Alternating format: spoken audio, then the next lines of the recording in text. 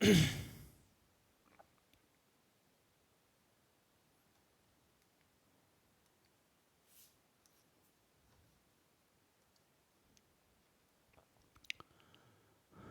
4 exam में आपका स्वागत है। आज ये पैट के लिए लास्ट मॉक टेस्ट में लगवा रहा हूँ, ठीक है। और ये 2014 के बाद जो आर्थिक सुधार हुए हैं, ठीक है, ये तो 1991 के बाद के जो आर्थिक सुधार हैं उनकी क्लास को मैं डिस्कस करूँगा आपसे, ठीक है। 1991 या 1991 के बाद के जो आर्थिक सुधार हुए हैं हमारी अर्थव्यवस्था में तथा उससे जुड़े संविधान के क्वेश्चन, उनको आज मैं डिस्कस करूँगा, ठीक है। तो कुछ क्वेश्चन हैं जो बहुत इंपॉर्टेंट हमने समझा, उनको लगवाया है, इनको ध्यान से देखते जाओ, ठीक है। उसके बाद लास्ट में एक इम्पॉर्टेंट बात आपके लिए बताएंगे, उसको ध्यान से सुनना है, ठीक है। क्वेश्चन है एलपीजी उदारीकरण, निजीकरण और वैश्वीकरण, ठीक है। इसको लिट्रिगेशन, प्राइवेटाइजेशन, ठीक है, ग्लाइविजेशन, तीन बातें इसको कहा गया था, ठीक है। यानी उदारीकरण, निजीकरण और वैश्वीकरण में काला प्रकरण जो है श्रृंखला त्रासदी किसके साथ जुड़ा हुआ है? तो देखो, पहला विकल्प है महाराष्ट्र, दूसरा कर्नाटक, तीसरा केरल है और चौथा तेलंगाना है, ठीक है। अब सुनो, एलपीजी जिसे लिट्रिगेशन, प्राइवेटाइजेशन और ग्लोबलाइजेशन कहा गया, उदारीकरण, निजीकरण और वैश्वीकरण में जो काला प्रकरण है ये सिरिसिल एक स्थान है, ये त्रासदी तेलंगाना से जुड़ी है, ठीक है। ये त्रासदी तेलंगाना से जुड़ी है। अब उदारीकरण क्या होता है उसको सुनो। उदारीकरण, मेरी बात को ध्यान से सुनना, एक क्वेश्चन बनेगा यहां से कि उदारीकरण क्या होता है, ठीक है। इसका तात्पर्य जो होता है सामाजिक राजनीतिक और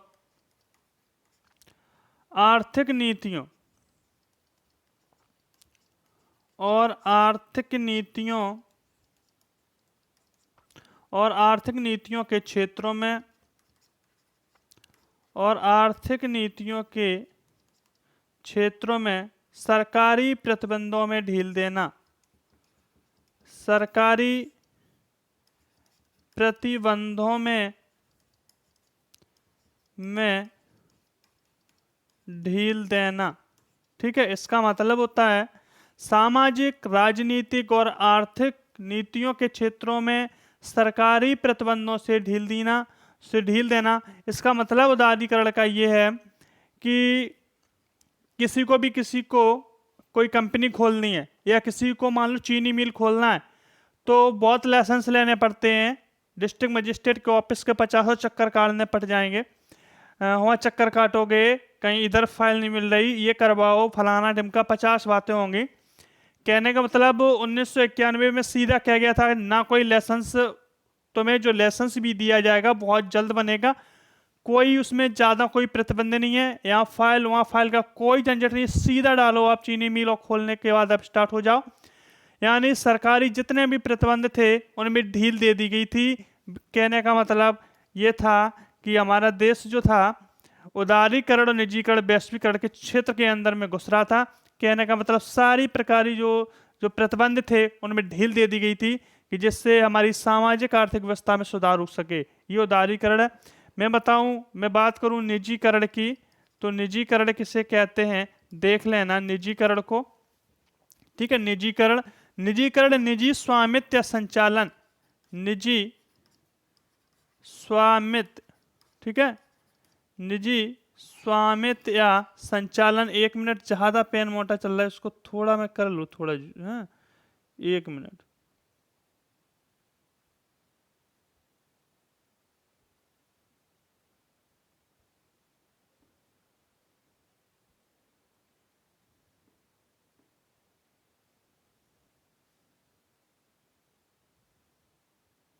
ठीक है, निजी स्वामित्व, क्या बता रहे थे, निजीकरण, निजी स्वामित्व या संचालन के लिए, निजी स्वामित्व या संचालन के लिए उत्पादन के सार्वजनिक स्वामित्व, उत्पादन के सार्वजनिक स्वामित्व, ठीक है, या सार्वजनिक रूप से संचालित साधनों का हस्तांतरण, या सार्वजनिक, अगला पेज ले लो, मैं तुम्हें सीधा अर्थ बताता हूं निजीकरण का। निजीकरण का मैं तुम्हें सीधा अर्थ समझाता हूं कि जिसमें सरकार का कोई हस्तक्षेप नहीं, सरकार का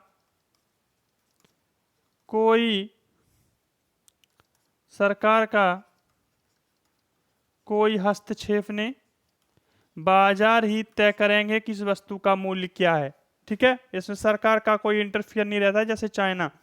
अब क्या होता है वैश्वीकरण, वैश्वीकरण को समझो। वैश्वीकरण क्या था? वैश्वीकरण ये दुनिया भर में लोगों, लिख लो, ये दुनिया भर में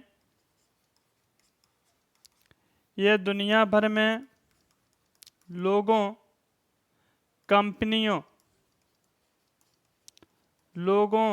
कंपनियों और सरकार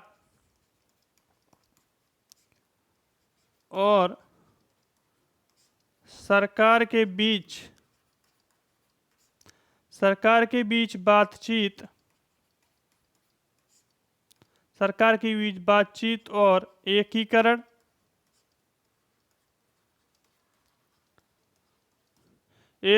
प्रक्रिया है। वैश्वीकरण का मतलब है कि हम अपना निवेश दूसरे देश में करें, दूसरे देश की कंपनियों को अपने यहाँ आमंत्रित करें। क्या फायदे हैं इसके वैश्वीकरण के? तो वैश्वीकरण के फायदे हैं, जब दूसरे देश की कंपनी हमारे देश में कंपनी लगाएगी तो हमारे यहाँ के लोगों को रोजगार मिलेगा, पैसा मिलेगा, ठीक है। और हम जब दूसरे देश में कंपनी लगाएंगे तो उसका बेनिफिट हमको मिलेगा, इसे कहते हैं वैश्वीकरण। निजीकरण होता है सरकार का कोई हस्तक्षेप नहीं, बाजार तय करेंगे कि इस कोलगेट का प्राइस क्या है, इस वस्तु का कोकोनट बिस्किट का मूल्य क्या है, पार्ले बिस्किट का मूल्य क्या है। अच्छी से अच्छी, बेहतर से बेहतर वस्तु आपके सामने होगी, लेकिन तय मूल्य बाजार करेंगे, सरकार नहीं। निजीकरण का मतलब होता है जिसमें सरकार का कोई हस्तक्षेप नहीं। वैश्वीकरण दुनिया भर के लोगों से, कंपनियों, सरकार के बीच बातचीत और एकीकरण प्रक्रिया। कहने का अर्थ, हम दूसरे देश में निवेश करेंगे, दूसरा देश को हम आमंत्रित करेंगे, वो हमारे यहाँ निवेश करेंगे, हमारे लोगों को रोजगार मिलेगा, हम दूसरी जगह लगाएंगे तो हमें फायदा मिलेगा, ठीक है। अब मैं बात करता हूं तुमसे, उससे पहले हम बात किए थे तुमसे उदारीकरण। उदारीकरण का मतलब है कि ढील दे देना। किसी को चीनी मिल का लाइसेंस चाहिए तो डायरेक्ट बनवा ले, उसके लिए किधर भी ज्यादा भागने की जरूरत नहीं है, डायरेक्ट किसी भी चीज का मिल जाना, इसे कहते हैं उदारीकरण, यानी ढील दे देना, ठीक है। तो एक क्वेश्चन था एलपीजी, उदारीकरण, निजीकरण और वैश्वीकरण में काला प्रकरण जो श्रीकला त्रासदी है किससे जुड़ी है? तो ध्यान रखना तेलंगाना से जुड़ी है, ठीक है। और तेलंगाना का गठन पूछा जाए तो 2 जून 2014 को हुआ था, ठीक है, 2 जून 2014 को, ठीक है। आगे देखो, यहाँ के मुख्यमंत्री हैं के चंद्रशेखर राव, उनको याद रखना है, ठीक है। अगला क्वेश्चन देखो, अगला क्वेश्चन क्या है, लिखा है निम्नलिखित में से किस समिति आयोग ने मौलिक कर्तव्यों की सिफारिश की थी? पहले ये ध्यान रखना, डीपीएसपी, इसे कहते हैं राज्य के नीति निर्देशक तत्व, राज्य के नीति निर्देशक तत्व, ठीक है। और ये हैं मौलिक कर्तव्य, ये हैं मौलिक कर्तव्य, दोनों में बहुत अंतर है, परीक्षा में कंफ्यूज नहीं होना है। ये डीपीएसपी है और ये मौलिक कर्तव्य है। इसका बर्डन 4 में है, ठीक है, इसका बर्डन 4A में है, इतना ध्यान रखना है, ठीक है। ये मौलिक कर्तव्य आप सरकारी किताब के पीछे पृष्ठ पर लिखे पाएंगे, उनको पढ़ लेना, समझ में आ जाएगा। तो कहा है कि किस समिति आयोग ने मौलिक कर्तव्यों की सिफारिश की थी, तो ये उस समय का स्वर्ण सिंह समिति थी। उस समय की स्वर्ण सिंह समिति ने इसकी सिफारिश की थी। उस समय कौन सरकार थी, तो इंदिरा गांधी जी की सरकार थी। ठीक है, उस समय इंदिरा गांधी जी की सरकार थी। उस समय पीएम जो थी वो इंदिरा गांधी थी। इंदिरा गांधी की सरकार में ही स्वर्ण सिंह समिति ने सिफारिश की और मौलिक कर्तव्य हमारे देश में लाए गए। किस देश से लाए गए, तो ध्यान रखना रसिया से लिए गए थे। मौलिक कर्तव्य कहाँ से लिए गए, तो रसिया से लिए गए। इनको बहुत ध्यान रखना है। ठीक है, राजकीय नीति निर्देशक डीपीएसपी कहाँ से लिए गए, आयरलैंड से। पैट की पिछली क्लासों में हमने इसको डिस्कशन किया है। जिससे भी पढ़ना हो डीपीएसपी जाके क्लास खोल सकता है, उसको बहुत बेहतरीन ढंग से पढ़ सकता है, ऑब्जेक्टिव क्वेश्चन के साथ डिस्क्रिप्टिव कराए। ठीक है, और ये मौलिक कर्तव्य चल रहा है। ठीक है, और मौलिक कर्तव्य और डीपीएसपी राजकीय नीति निर्देशक तत्वों में कंफ्यूज नहीं होना है। ठीक है, आगे देखो क्वेश्चन क्या है। आगे क्वेश्चन है, भारत के संविधान का कौन सा भाग, भारत के संविधान का कौन सा भाग नागरिकों के कर्तव्यों से संबंधित है, तो नागरिकों के जो कर्तव्य हैं वो हैं मौलिक कर्तव्य। नागरिकों के जो कर्तव्य हैं वो हैं हमारे मौलिक कर्तव्य, जिनका वर्णन है आर्टिकल 4A में। ठीक है, और अनुच्छेद जो मतलब जिसका वर्णन अनुसूची जिसमें 4A में है। ठीक है, भाग 4(1) है, भाग जो है वो 4A है, और अनुच्छेद पूछा जाए तो आर्टिकल 51K है। ठीक है, आर्टिकल पूछा जाए हमसे तो 51A है। ठीक है, तो भारत के संविधान का कौन सा भाग नागरिकों के कर्तव्यों से संबंधित है, तो भाग 4A को ध्यान रखना है। भाग 2 की बात करें तो नागरिकता, भाग 2 की बात करें तो नागरिकता, भाग 3 की बात करें तो मौलिक अधिकार। ठीक है, मौलिक अधिकार। भाग 10 बताइए किससे संबंधित है, कमेंट बॉक्स में लिख के बताएं। आगे देखो, मौलिक कर्तव्यों का विचार किस देश के संविधान से लिया गया, तो पहले बताया हमने कि रूस से। ब्रिटेन से किया लिया गया, तो ध्यान रखना संसाधमक शासन प्रणाली, शासन प्रणाली। एक हरी नागरिकता, एक हरी नागरिकता। ठीक है, अमेरिका से मौलिक अधिकार, अमेरिका से मौलिक अधिकार। ठीक है, राष्ट्रपति उपराष्ट्रपति पर महाभियोग आदि चीजें ली गई। ठीक है, और एकल नागरिकता, एक हरी नागरिकता एक ही बात। ठीक है, कनाडा से लिख के बताना क्या क्या लिया गया। ठीक है, आगे देखो, भारत के संविधान में मौलिक कर्तव्यों का उल्लेख है, कितने का है, तो 11 का है, ध्यान रखना। ठीक है, भारतीय संविधान में मौलिक कर्तव्यों का उल्लेख 11 हैं। ठीक है, और ये जो 11वां जोड़ा गया वो 86वें संविधान, 86वें संविधान संशोधन के द्वारा जोड़ा गया, 86वें संविधान संशोधन के द्वारा जोड़ा गया, ये ध्यान रखना। ठीक है, मौलिक कर्तव्य आर्टिकल 51A और भाग 4A। भाग 4A किससे लिया गया, तो रसिया से लिया गया, इसको ध्यान रखना है। ठीक है, आगे देखो, आगे मूल कर्तव्यों का उल्लेख संविधान में कब किया गया, तो हमने तुम्हें बताया था कि देखो संविधान निर्माण के समय 26 जनवरी 1950, 42वें संविधान संशोधन, 41वें संविधान संशोधन। तो ध्यान रहे 42वें संविधान संशोधन 1976 के द्वारा मूल कर्तव्यों को संविधान में सम्मिलित किया गया। उस समय सरकार इंदिरा गांधी जी की थी। ठीक है, और स्वर्ण सिंह समिति की सिफारिश पर हमें मूल कर्तव्यों का उल्लेख संविधान में किया गया, ये ध्यान रखना। सिफारिश पूछी जाए किस समिति की, तो स्वर्ण सिंह समिति, स्वर्ण सिंह समिति की सिफारिश पर, स्वर्ण सिंह समिति की सिफारिश पर। ठीक है, आगे देखो, अगला क्वेश्चन है 86वें संविधान संशोधन द्वारा मौलिक कर्तव्य जोड़ा गया। क्या जोड़ा गया, ये जोड़ा गया 6 से 14 वर्ष की आयु के बीच के अपने बच्चे या बालक को शिक्षा के अवसर प्रदान करना, इसको जोड़ा गया है। ठीक है, मौलिक कर्तव्य में। बाकी ये पहले से थे, ये 6 और 14 वर्ष के बच्चों ये जोड़ा गया बाद में, इसको ध्यान रखना है। ठीक है, आगे देखो। अगला क्वेश्चन है, भारत के संविधान के तहत निम्नलिखित में से कौन सा मौलिक कर्तव्य नहीं है? तो भारत संविधान के तहत मौलिक कर्तव्य एक तो ये हमारा बिल्कुल है, वैज्ञानिक स्वभाव का विकास करना, भाईचारे की भावना का विकास करना, ठीक है, वैज्ञानिक पद्धति का विकास करना, सार्वजनिक संपत्ति की सुरक्षा करना, ये भी लिखा है। संविधान का पालन करना, उसके आदर्शों को बनाए रखना, उसका सम्मान करना, जिन लोगों ने देश स्वतंत्र कराया है उनके लिए दिल में सम्मान रखना, उनके प्रति सम्मानजनक व्यवहार करना, ये सारी चीजें लिखी हुई हैं। लेकिन सार्वजनिक चुनावों में मतदान करना ये कोई मौलिक कर्तव्य नहीं है, और डीपी वो मौलिक कर्तव्य पढ़ लो तो क्लियर हो जाएगा, क्योंकि पढ़ना ही पड़ेगा। ठीक है, आगे देखो। अगला क्वेश्चन है, भारत के संविधान में 86वें संविधान संशोधन द्वारा 11वें मौलिक कर्तव्य को किस वर्ष से जोड़ा गया? तो 2003 में जोड़ा गया, ये कन्फर्म है, इसको याद कर लेना। ठीक है, 2003 में। अगला देखो, मौलिक कर्तव्यों को संविधान में किसके प्रतिनिधित्व काल में सम्मिलित किया गया? जवाहरलाल नेहरू, लाल बहादुर शास्त्री, इंदिरा गांधी, राजीव गांधी।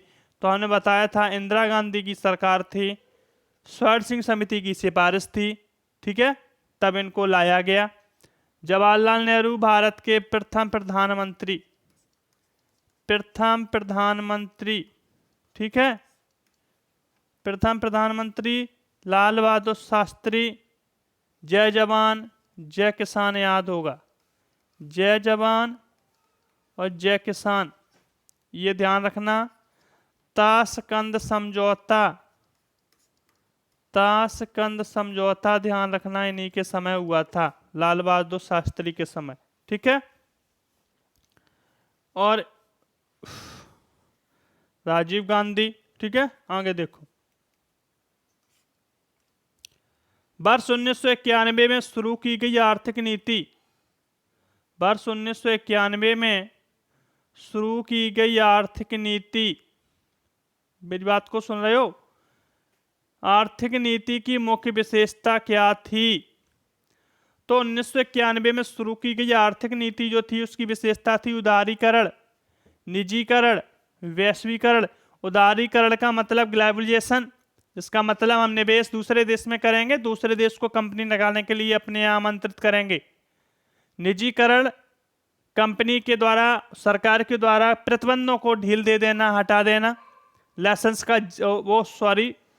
क्या बता रहा था? निजीकरण का मतलब होता है सरकार का बाजारों में कम इंटरफियर, हस्तक्षेप कम से कम, बाजार मूल्य तय करेंगे।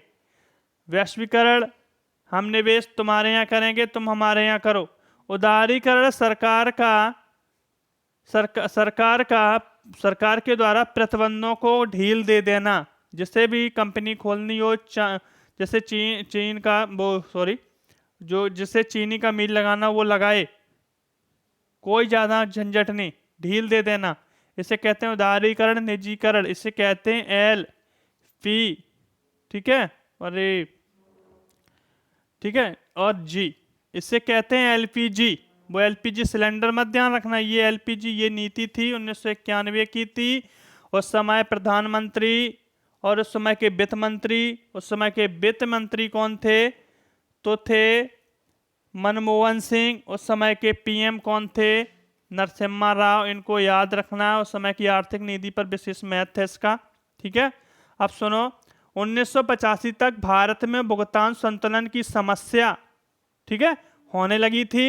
यह सरकार द्वारा अधिक व्यय के कारण, जबकि उत्पन्न आय कम थी। इसके अलावा आय और व्यय के बीच भारी असमानता थी। 1990 के अंत तक एक गंभीर आर्थिक संकट में था। ठीक है, सरकार डिफॉल्ट के करीब थी। उसके केंद्रीय बैंक ने नए क्रेडिट से इनकार कर दिया था। 1991 की बात बता रहा हूँ। 1991 में भारत का एक आर्थिक संकट का सामना कर रहा था।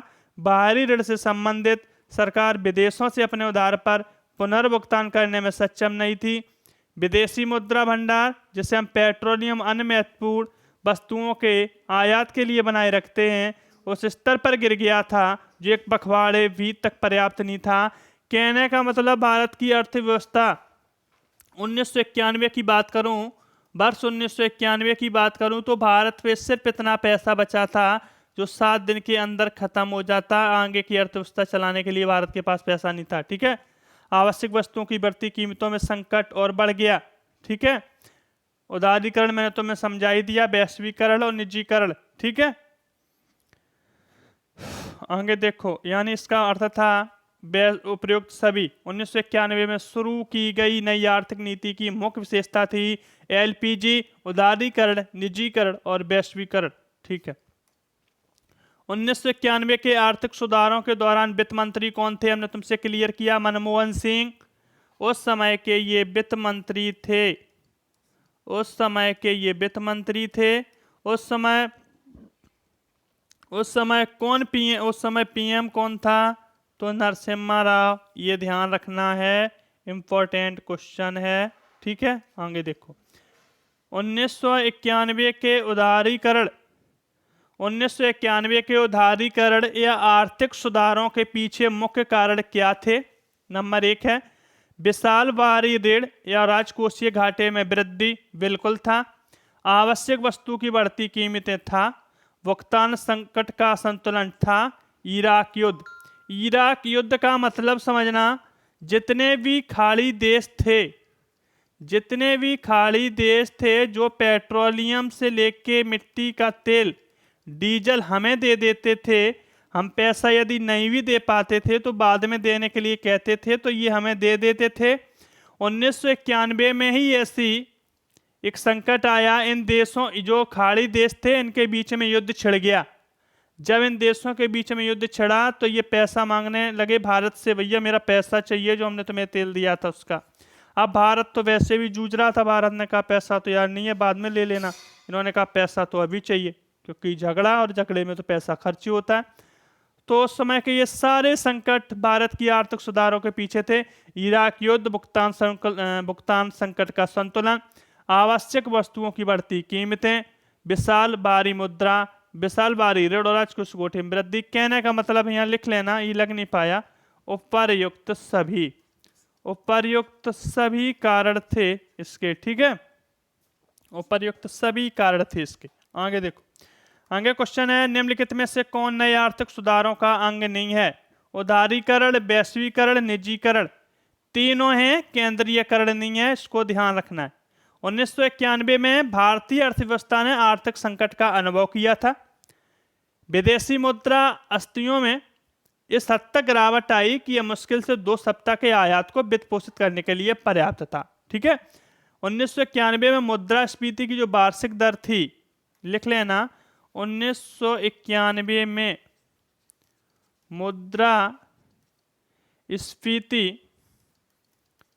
मुद्रास्फीति की जो वार्षिक दर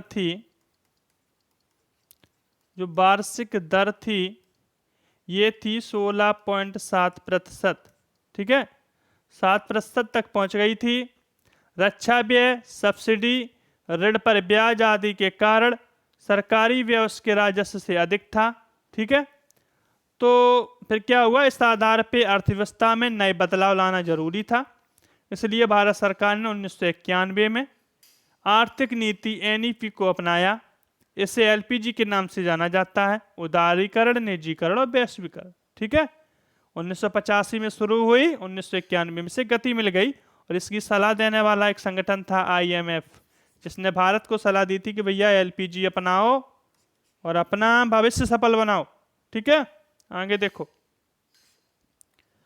निम्नलिखित में से कौन नए आर्थिक सुधारों का अंग नहीं है?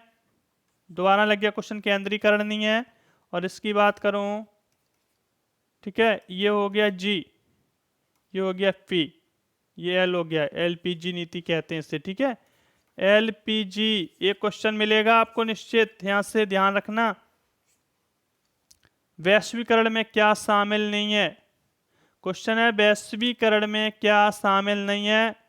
आयात शुल्क में कमी, आयात लाइसेंस की समाप्ति, फिर प्रत्यक्ष विदेशी निवेश का मुक्त प्रवाह, फिर सार्वजनिक क्षेत्र की इक्वलिटी का निवेश। तो वैश्वीकरण दुनिया भर में वस्तुओं, सेवाओं और लोगों की निर्बाध और एकीकृत तरीके से मुक्त आवाजाही है। यह तुलनात्मक लाभ के सिद्धांत पर आधारित है। ठीक है। जिसमें कहा गया है कि जो देश किसी विशेष अच्छे काम का उत्पादन करने में अच्छे हैं वे उन देशों को निर्यात करने से बेहतर हैं और उस अच्छे उत्पादन में कम कुशल हैं। चूंकि वैश्वीकरण में व्यापार का मुक्त प्रवाह शामिल है, इसमें आयात शुल्क में कमी, आयात लाइसेंसिंग का उन्मूलन, एफडीआई आदि शामिल है। ठीक है, तो भारत में विनिवेश कहने का मतलब वैश्वीकरण में क्या शामिल नहीं है? आयात शुल्क में कमी है, आयात लाइसेंस की समाप्ति भी है क्योंकि लाइसेंस समाप्त किए गए हैं, प्रत्यक्ष निवेश का मुक्त प्रवाह है, सार्वजनिक क्षेत्र में इक्वलिटी ये नहीं है। ठीक है, ये नहीं है, इसको ध्यान रखना है। निम्नलिखित में से कौन सा भारतीय उद्योग वैश्वीकरण से बुरी तरह प्रभावित हुआ? वैश्वीकरण से कौन प्रभावित हुआ? जो हुआ ये देखो सूचना का, इसको गलत लिख दिया, यहाँ लिखना है सूचना प्रौद्योगिकी। ठीक है, सूचना प्रौद्योगिकी, खिलौना बनाना, जूट, सीमेंट। जूट जो था ये हमारा भारतीय उद्योग वैश्वीकरण से बुरी तरह प्रभावित हुआ था। ठीक है, और जूट उत्पादन करने वाला सबसे बड़ा देश कौन है? बांग्लादेश, जहाँ सबसे ज़्यादा जूट उत्पादन होता है। मैं भारत की बात करूँ तो पश्चिम बंगाल।